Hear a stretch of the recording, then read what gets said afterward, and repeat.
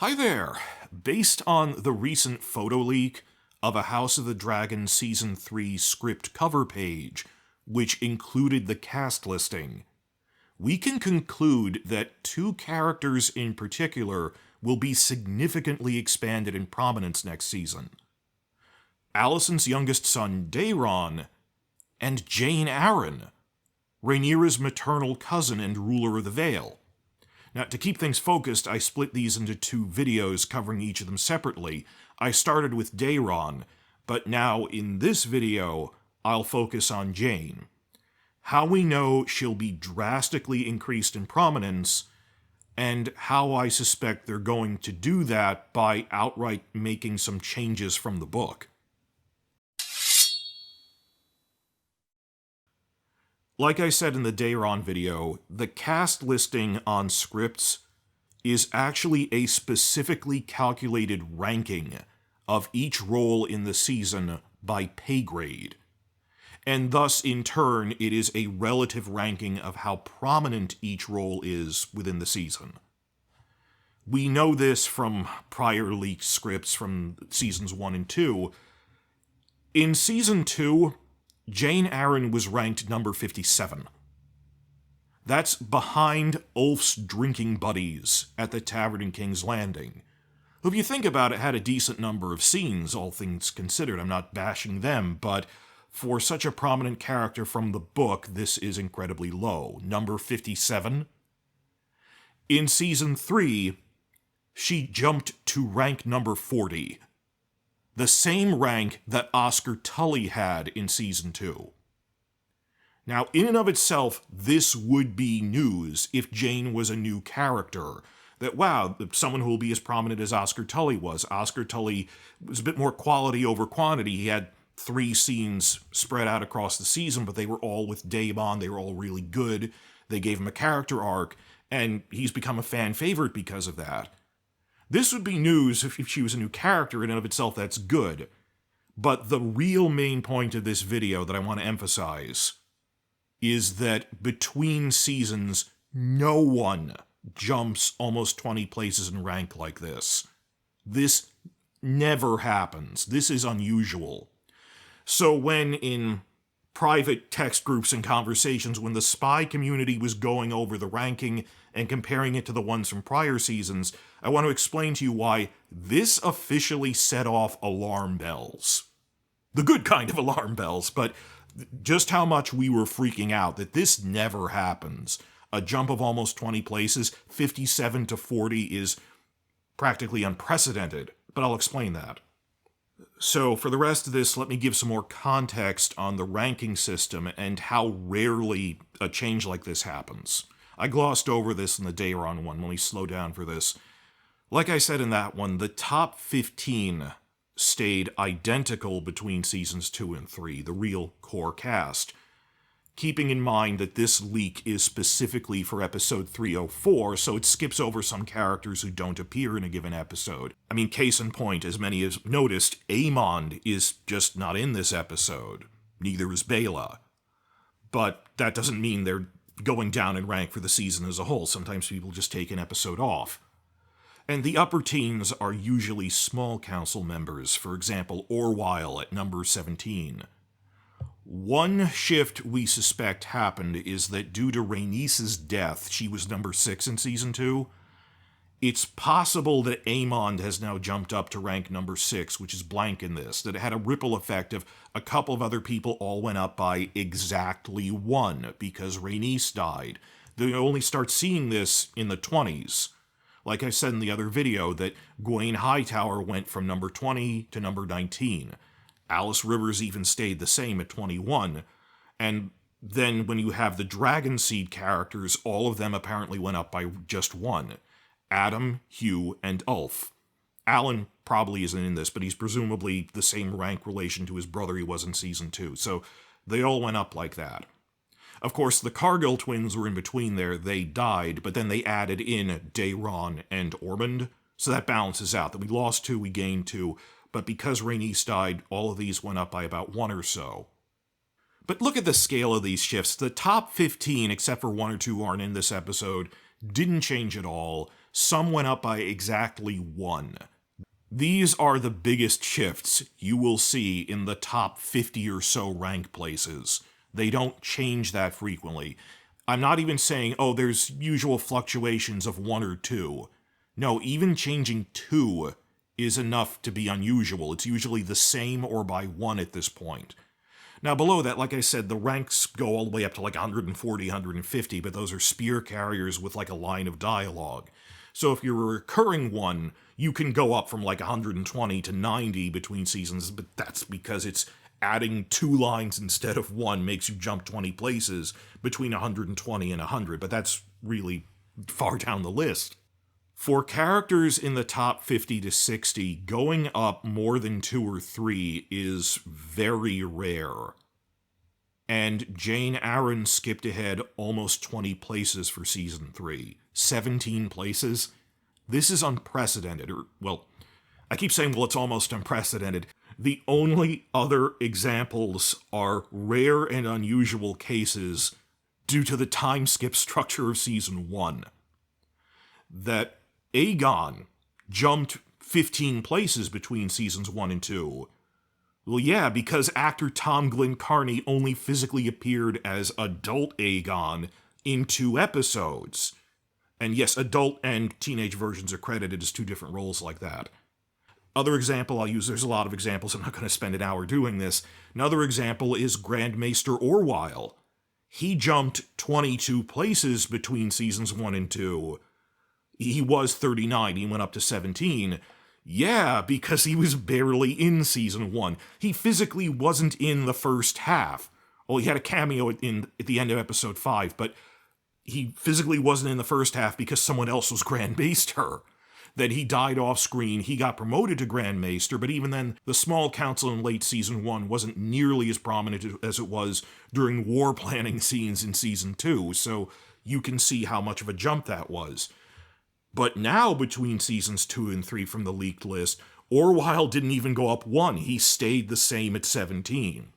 So, you can't, these aren't comparable. You can't compare Jeyne Arryn going up 17. The only other things I could point to were the 20-year time skips in Season 1 affecting how much a character was on screen or not.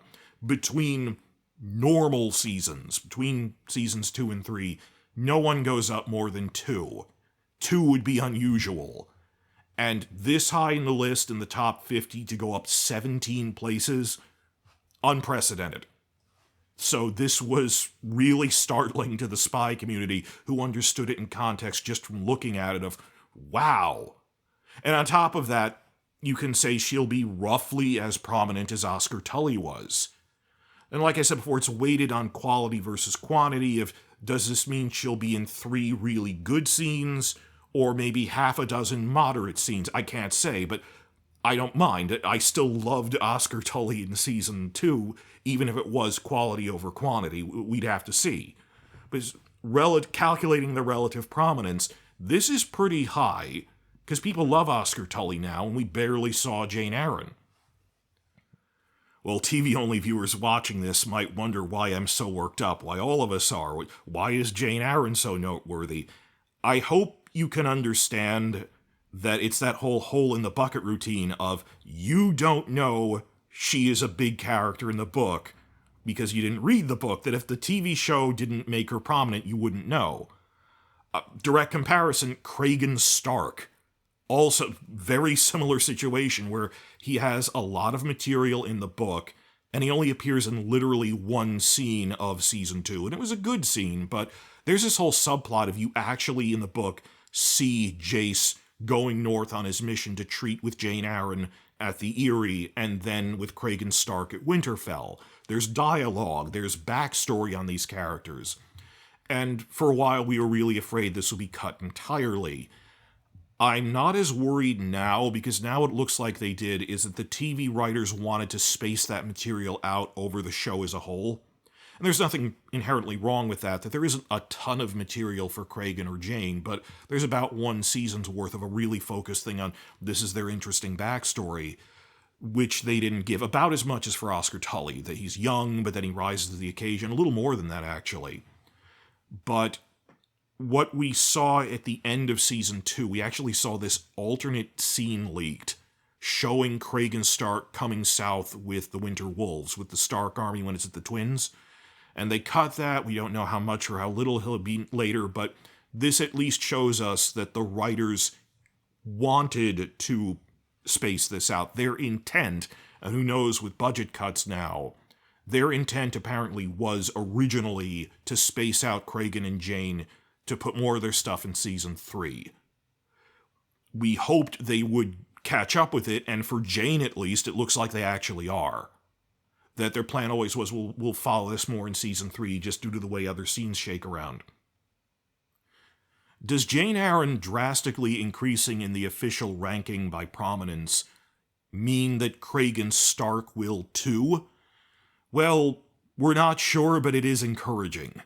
I can't say for sure because Kragan Stark isn't in this leaked Season 3 listing, but that's almost certainly because Kragan just isn't in the episode. Like I said with the other ones like Aemond who are missing, that Kragan, if he went south with the army, is with Oscar Tully at Harrenhal, and Oscar Tully isn't in this episode, he's not listed. He would have been because it goes to the top 50. So Kragan's just not in this episode one way or another. But I don't think he went down in prominence. Actually, the Season 2 listing, Kragan was relatively high. He was at number 33, right behind Rhaenyra's Queensguard, who were in a lot of scenes, even quantity over quality. He was already pretty high, so I don't think he can increase that much. But it's encouraging that they were intending to give these characters backstories and material just later. I mean, there are a couple of blank spots in here. I mean, he could have gone up by like 3 to number 28 or something. But he was already upper 30, so I'm not worried about Kragan like that, or at least we can't glean anything from it. I mean, Kragan was in one scene. Jeyne was barely in one herself, that she had like one really good scene with Rhaena in episode 5, which I thought, oh, this is pretty much what the books are. Next episode will give her backstory. And then they didn't. It was just her giving exposition about Sheepstealer to Rhaena. We know nothing about her in the backstory, just from a TV-only viewer perspective. I mean, we barely got any of Jeyne's backstory from the books or specific characterization. What exactly does a TV-only audience know about her? This is really interesting to me, that when I watch reactor channels who are smart and attentive and are even taking notes, I see them taking notes, but they didn't read the book as they go, well, I want to experience it cold. That we know things they don't, even when they're referring back to, they will know, oh, that happened 3 episodes ago. They're paying attention. But that whole thing of you can't see your own blind spots, when I watched the Lord of the Rings movies, I had already read the book, so I wondered, does this make sense to someone who hasn't read it? That's inherently something I can't do, because I can't unread something I already know. So it's interesting watching reactions by people watching it cold who are paying attention. I have a couple of favorite channels. And just try to put yourself in their mindset. What the heck do they know about Jeyne Arryn? Or Kragan? They have no reason to be invested in either of these characters. What did the show actually establish about her so far? That Jeyne is the ruler of the Vale, is the head of House Arryn, and thus ruler of one of the 7 kingdoms, and she's Rhaenyra's cousin on her mother's side. And she wanted a dragon stationed in the Vale so the Greens would think twice about a quick strike against her castle. That's really it. That's nothing. We know nothing about Jeyne Arryn, the person, her personal backstory, her character, events in her life. They never even hinted at what her family is like. Do TV-only viewers just assume that she's married or has children?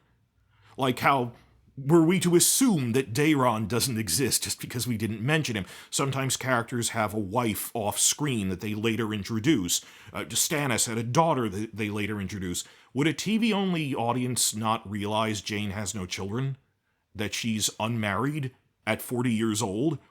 And that she's the ruler of the Vale in her own right. She's not a widow, she's not a regent. She inherited rule from her father because her father and all of her brothers died when she was 3 years old in an ambush by the Hill tribes.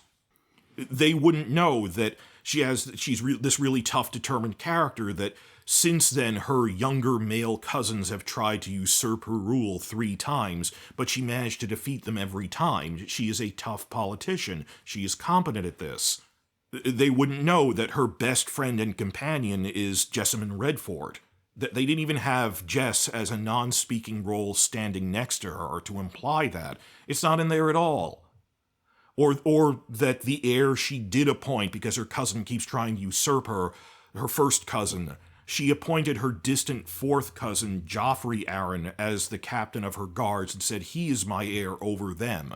And all this tension going on, the politicking of the Vale. This is source material for a show where an issue is relatively thin source material. That it's based on a in-universe history book. It's an outline. That a problem was we don't have that much to draw on for Rhaenyra, Daemon, and Alicent in Season 2. They do more later, but this is just a point in the story where they don't have much to do. Maybe we should fill it in with the material we do have on Cregan and Jeyne Arryn. There is a lot of material for Jeyne Arryn or Cregan Stark, which we were hoping they'd get to later, and now, based on this cast ranking, it really looks like they will. So, for starters, Season 3 will at least include all of this. How will they include it? Will this just be more scenes of Jeyne at the Eyrie with Rhaena, now seeing her friend Jess, her cousin Joffrey, explaining exposition scenes about her backstory? It could be that. However, thinking on it, trying to put myself in the mental position of a TV writer trying to make choices like this, the opportunities that come up, I think they're going to make a change from the books by having Jeyne Arryn physically come to Rhaenyra's court. Yes, it would be a change, but thinking on it, well, why not? It's an entirely plausible change. Quite simply, look at the cast list. This same cast listing here includes Torrhen Manderley in Season 3. What happens in the story is he takes a ship from White Harbor, which is north of the Vale, south to Rhaenyra's court. He probably even stopped in the Vale at the Vale's main port, Gulltown, before he got there, just on the way. So it entirely makes sense that a writer looking at this could go, well, if Torrhen Manderley could come from White Harbor to Rhaenyra's court, maybe he picked up Jeyne Arryn on the way on the same ship. And this entirely makes sense because, no, it isn't. Well, of course it's fast travel, because travel by boat is faster than by land. It's not teleporting, it's just relatively faster. The question is about security and obstacles. That's also fine. Again, Torrhen did the same thing because they've established that Rhaenyra's faction has naval supremacy in the Narrow Sea due to the Velaryon fleet. So if Torrhen Manderley can take a Velaryon warship from White Harbor to Rhaenyra's court, they can easily pick up Jeyne Arryn on the way. For the sake of giving her direct scenes with Rhaenyra to give more excuse to give Jeyne's backstory. That if they said we're either going to have her do it opposite Rhaenyra or not at all, I'd go with, all right, then give it with Rhaenyra, tie it in. There's things you can do in a book that you can't do in a TV show. Because communication, this exposition that's just given in the text through omniscient from the in-universe historian, or through written correspondence, characters who talk through letters in a book would need to meet face-to-face for scenes in a TV show. I get that. And I'd even encourage this. There's dramatic opportunity because Jeyne is family to Rhaenyra on her mother's side. She isn't just some stranger. Have they had a life together? I mean, I assume she visited now and again over the years. Maybe they could reminisce about, oh, remember when we were visiting with cousin Laena through the other side of the family? I like to think that Rhaenyra, Laena, and Jeyne all visited each other at various points. Well, we know Rhaenyra grew fond and more than fond of Laena, as they say. That got cut from the show, but it would be interesting to have Rhaenyra's cousin visit. They said, we want to focus on people with direct family links. Jeyne does through the female side. And on top of that, it's not like, oh, she's some random person. She isn't just the wife of some lord. She is a political ruler in her own right. It would make sense to include, oh, look how woke this is.